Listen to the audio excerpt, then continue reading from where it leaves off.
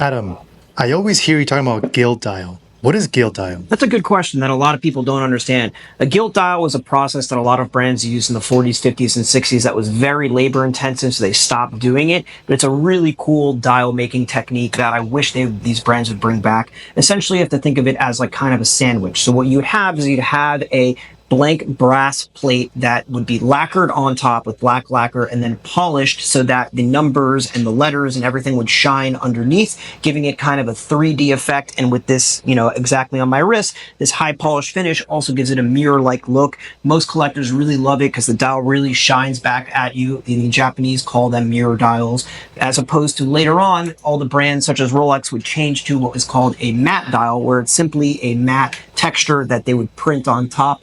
The gilt dials are really hard and finicky. A lot of them would crack, a lot of the lacquer would crack, and you'd hear this term spider dial being thrown around a lot. And they didn't really hold up well over time. They're very, very sensitive, and they were very, very difficult to make. But for me, they're some of the most beautiful watches ever produced, and that's why they're probably the most collectible.